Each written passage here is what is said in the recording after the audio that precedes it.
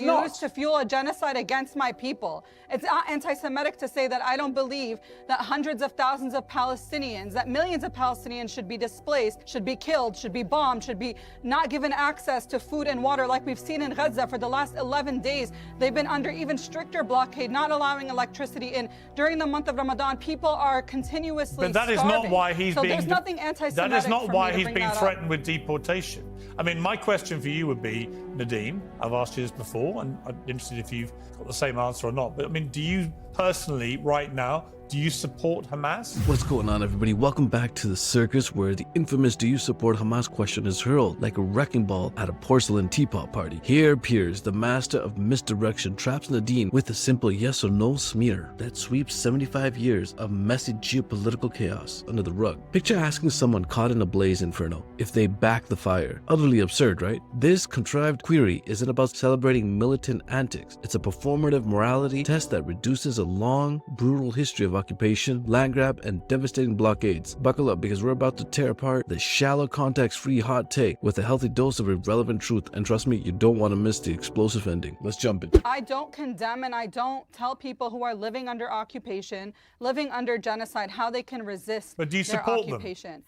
You know, I've never publicly expressed support for any specific parties or groups in Palestine, including the Palestinian Authority even. But I support all people who are oppressed to resist their oppression. You can't tell people that they don't have the right to defend themselves. Right, but you do accept if you're not prepared to condemn a group like Hamas, then you are de facto supporting them. I'm not going to condemn anybody who's defending themselves, and I won't condemn my people who are the victims of this. Hang on. You guys condemn Israel? Hang on. Do you condemn the terrorist state of Israel? Hang on, Nadine. So did you condemn what they did on October the 7th? Again, I think a lot of what we saw about October the 7th was actually lies, and they've been disproven. Wow. So, you know, I don't know what conversation we're having here. They are. The 40 beheaded babies' lies was disproven. The do you think the 1,200 people? Okay, well, let me be specific to you. Do you think? We've let me be specific with my question. We've seen do you believe? Hang on. That's what I condemn. Do you believe that 3,000? Do you condemn Israel? Can I ask you a question, please? Let me ask you a question, then respond. That's how this works. Do you believe that 3,000 Hamas terrorists crossed the border on October the 7th in 3 different phases and attacked indiscriminately any Israelis, in particular Jewish Israelis, they could get their hands on, that they murdered 1,200 people, that they wounded, some of them irreparably in terms of injuries that will never be recovered from, nearly 7,000 more people, that they captured and kidnapped 250-odd people, including a baby, including Holocaust survivors. So do you accept those basic facts? I mean, the U.S. government is currently negotiating, the continuous ceasefire with Hamas. And so it's clear that, I'm just asking if you accept those actions facts. were taken. Nadine, I just asked you if you accept those facts. Like I said, it's clear whatever actions they've taken, and I'm not sure, what part of all of that is or isn't true. There's been a lot of propaganda, but it's clear that that was a response to oppression since 1948, to when Israeli groups, Zionist groups went to Palestinian villages like mine. So just to be clear, you don't condemn that. Even worse than that. So you cannot condemn what they did that day. Like I said, I can't condemn what has been repeatedly we've heard you loud and put clear. in the media. We've heard you loud and clear. What I don't know is true. What I don't know to be true. I know. I don't How very condemn convenient that you don't think any of it's true. I mean, we literally saw what they did through their own GoPro videos that they beamed to the world of them murdering innocent people. They literally beamed it in real time Israel actually to the killed world. A lot of their they wanted us to see it. Directive. They were proud of it. Do you condemn the Hannibal Directive that was directed towards their own people?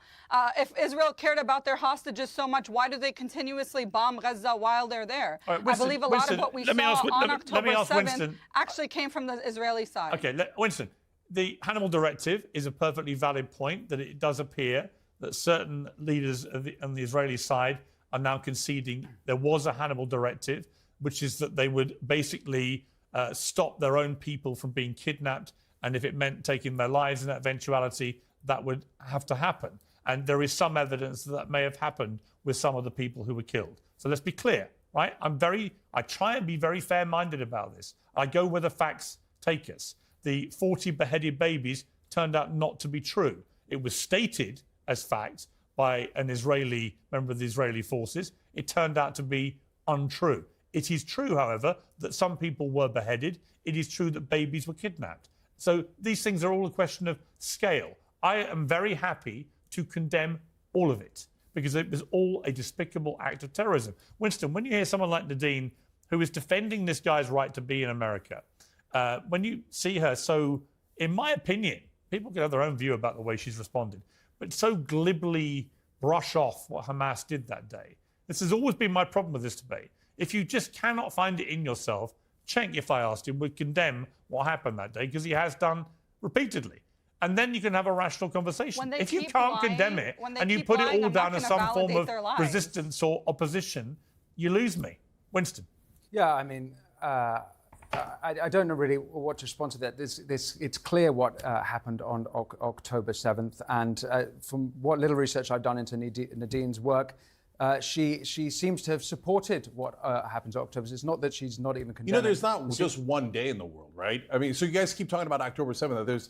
You would condemn what happened, right? Yeah, of course. But do you guys condemn the 58-year brutal occupation of the Israelis, butchering, slaughtering, oppressing the Palestinians? Do you condemn that they've killed 14,500 children, 4,350 children under the age of 5, 800 babies under the age of 1? They've incinerated them alive. So how can you now be honest and fair and say that Israel is clearly a terrorist state? I will be honest and fair.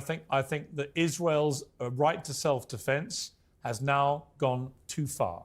I've been saying this for months. I think they have killed too many innocent civilians. They keep saying that they have. Proportionally, it's been better than any other modern urban warfare, to which I respond, actually, there is a massively disproportionate number of children, i.e. under 18s in Gaza. Half the population of 2 million is under 18. What I won't do is say that they didn't have a fundamental right/duty to defend their people after the appalling atrocities of October the 7th. Then because Hamas had said they're going to carry on doing it. Because Hamas's official spokesman said we're going to do this again and again and again. Years, then do the Palestinians have a right to defend themselves? You say Israel does. When Hamas, in their mind, defends the Palestinians, you say they're no good terrorists. If anybody ever says a kind word about them, they should be arrested and deported. I think the honest answer... But when Israel does 400 times worse than Hamas, they've gone too far. I wouldn't call them terrorists. You're allowed to support them and their terrorism. Well, in the any way you like. 75 years or so of this conflict, right, there have been 5 flare-ups of war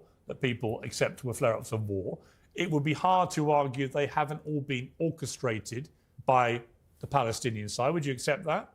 In other words, the actual flare-ups of war. No, I don't accept that. You don't accept that? No. You don't accept that Palestinians or pro-Palestinian groups or Arab groups have actually been responsible for the outbreaks of warfare? No, I don't accept that 1%. Okay. Well, so first of all, if I occupy you in a prison for 58 years and you try to break out 5 times, I wouldn't blame you for it. Well, but even so, no. So Israel, for example, on October 7th, we know that they had the intelligence on October 7th, the greatest intelligence agency in the whole world. And then, so why did they let it happen? Spectacular failure. No, it's not. It was a spectacular success for their mission to grab Gaza and the West Bank. No, that's nonsense. Nonsense, my ass. That's conspiracy what are they doing now? Bullshit. So, Piers, will you admit that once they try to push the Palestinians out and take Gaza for themselves, that it was never about self-defense? It was always about stealing Palestinian land, which is what they have done over and over and over again since 1948. Yeah, the idea that the Israelis knew what was going... Hang on. Sorry, just to respond to that. The idea that the Israelis knew that October 7th was going to happen and deliberately allowed it to happen to their own people is preposterous. Some people in the Israeli government who are literally terrorists, like Ben-Gvir, absolutely. Netanyahu, I think, is literally the largest terrorist in the world right now. You're telling me Netanyahu wouldn't do that? What? Netanyahu lied us into the Iraq war. He talked about weapons of mass destruction. He talked about how they did 9/11 when, in fact, Saddam Hussein was opposed to al-Qaeda. So that giant liar that lied America into the Iraq war as part of the neocons, wouldn't lie to his own people to protect himself from corruption charges, from protecting himself from a very, very unpopular leadership? Well, no, aside and to from the be fact able that to they have an had excuse to steal more Palestinian land, that is exactly what Netanyahu has done. Let me ask, hang on, Nadine, I'll come back to you. They should know that oppressing Palestinians would result in people defending themselves. They should know that. And I've said this on your show before. As long as there is oppression, there is going to be Palestinian resistance to it. As long as there's an occupation, apartheid, genocide, ethnic cleansing, Palestinians are going to take whatever means they have to defend themselves. We don't have an army because we don't have a state, because the U.S. and Israel continuously blocks that from happening. So yes, when Palestinian militias come together to defend themselves, they're going to be considered terrorist organizations because there is no means for us to be able to lawfully do that, which is exactly the situation that they created. So yes, they are going to expect that it's going to happen, whether they have the intelligence or not. But I do know that they had the intelligence. We do believe they had the intelligence to know that an attack like October 7th was imminent and that Palestinians are going to continue to resist regardless. Okay, Winston. That's in the Israeli papers. It's all right. acknowledged. Yeah, Winston, final word to you here. And I would just ask you a difficult question, I guess, which is, there are many people who are absolutely of the view that Israel should continue until the last Hamas terrorist is gone. Many in Israel feel that. They're not as keen on Netanyahu, for example, but they're absolutely keen on the mission to get rid of Hamas, and the trauma that Israel suffered that day cannot be underestimated. However, if you look at the conflict in totality, it is hard to argue, particularly in light of events this week where Israel has just casually turned off the power into Gaza, which made me ask some questions on X.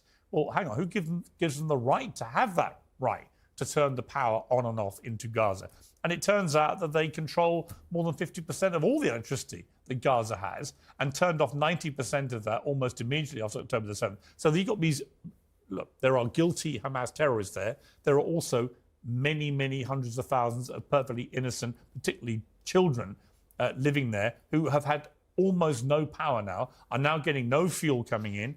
There have been limitations on water. The power that was coming in was being used to provide clean water. That's now been withdrawn.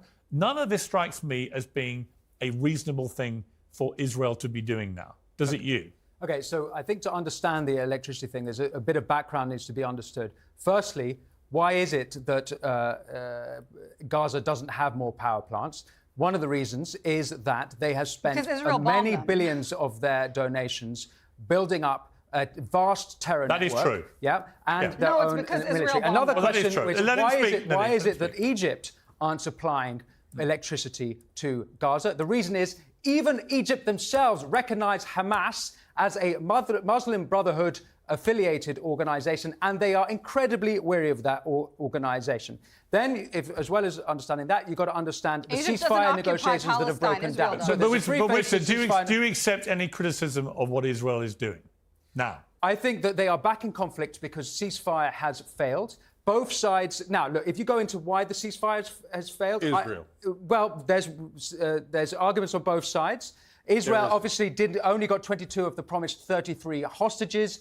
Hamas said they would clear the Philadelphia passage. Israel they did not. Withdraw Israel definitely have grievances. When they try to take Gaza? May I? Israel have grievances about the phase 1 of the ceasefire failing, so they've been unable to get to phase 2 of the ceasefire. Hang on, Winston, should they be turning off the power into Gaza? Now that the ceasefire has failed, the conflict is been. Yeah, but they're starving them to death. Blockades are do you want them starved to death? Are a normal part of war. So starvation is a normal part of war. No, it's a war crime. I'm glad you brought up Nazi Germany. That's exactly what the Germans would have done. Cut off their food, and then incinerate their kids. Because that's what they did. They put them in and incinerated the Jews during the Holocaust. It was heartbreaking. Jews have suffered so much throughout history. Now, Israel turns around, pretends to be the Jewish state, and says, I speak for all Jews. No, you don't. You don't speak for my Jewish friends. You don't speak for my Jewish family. And you've actually greatly tainted them. And I despise Israel for that. Now Israel says, we get to starve children to death. We get to burn them to death. We get to crush their skulls. No, you have become what you most despised. So please stop. I know that there's nothing we could do because you bought every single politician in America, but I'm asking you to have morality and remember your Jewish faith, which is a wonderful faith that is giving and generous and talks in Passover about even having mercy for the people who kept you as slaves? Can you not have mercy for the people that you are keeping as slaves? Okay. How long are you going to occupy them? Okay. Answer that question. How long are you going to occupy them? You're brutalizing them. 58 years. You've kept them in a dark dungeon. And anytime they dare to oppose you, you cut off their water, you Hamas cut has off, done this. and you kill their children. It is Hamas who's Israel, done that. you should be better than this. They've done this But you know, way before Hamas okay, ever listen. existed. Also, I would say, Israel Cenk, Piers and Winston are wrong because their arguments reek of hypocrisy. They condemn outrage culture and bias in media until they're the ones outraged or pushing their own agendas. Piers weaponizes moral grandstanding to shame others while dodging accountability for his own sensation. Winston flip-flops on principles faster than a pancake at brunch, siding with power when convenient and Fox populism when it trends. Both cry free speech to defend their allies but silence critics with petty insults or dismissive strawmen. Their double standards aren't just flawed, they're intellectual cowardice, masking lazy rhetoric as righteous takes. Stop letting them gaslight you. Demand consistency, not plot chasing. Let's play Rewrite the Script. If Piers and Winston's Hypocrisy was a movie, what would the plot twist be? A hero suddenly siding with the villains for cash? A free speech warrior who mutes critics? Drop the film pitch below. Best plot gets pinned. Catch you in the next one.